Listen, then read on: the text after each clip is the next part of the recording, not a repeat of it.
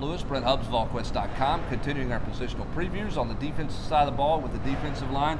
The old KG veteran back in Knoxville and Rodney Garner. If you're Tim Banks, that's got to be a nice security blanket because of his experience in this league, Rob. Yeah, I mean, you got an experienced position coach, and you got a lot of experienced guys back, guys who have played a ton of football. But do you have any difference makers?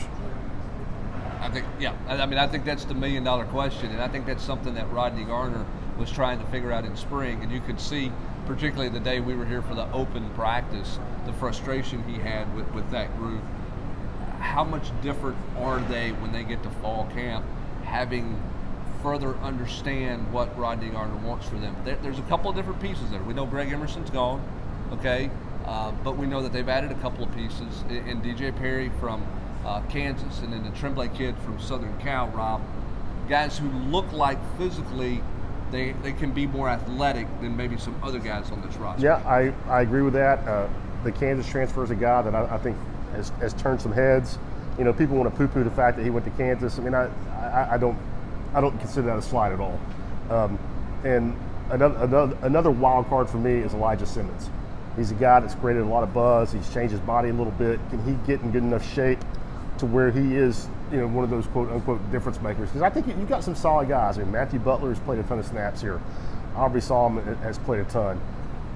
Experience isn't an issue, but do you have somebody that can, you know, be a disruptive force in the middle? Can Omari Thomas take the next step? You know, Tyler Barron, if he's lining up with his hand in the ground, can he be somebody coming off the edge? I mean, if somebody is going to emerge and be that difference maker, it's going to be a younger kid.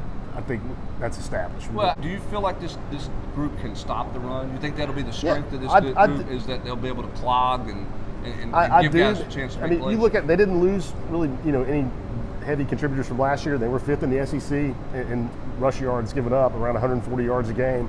I mean, they weren't great, but they were solid. I don't see any reason that unit can't hold up. But if the numbers are worse, I think it's going to be because of what's behind them. What do they have at linebacker? I know we're not previewing the linebackers right now, but that plays into the run defense, and that's going to be a big question mark. Well, it certainly is, but to be able for those linebackers to be able to make plays, the defensive front has to do their job. And then the other thing is, can they play in the backfield? You know, are they going to be squatters, or are they going to be guys who get in the backfield and show some athletic ability and make some plays, both inside and outside? And that's a big challenge. A lot of bodies returning, a lot of familiar names, new veteran coach. How does that marriage work? What do they get out of each other when you get into September? What do they get out?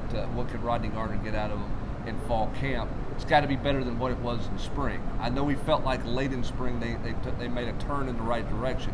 The question is, can they continue to make that turn moving forward? He's Rob Lewis. I'm Brent Hubbs. Let's look at the defensive line, VolQuest.com.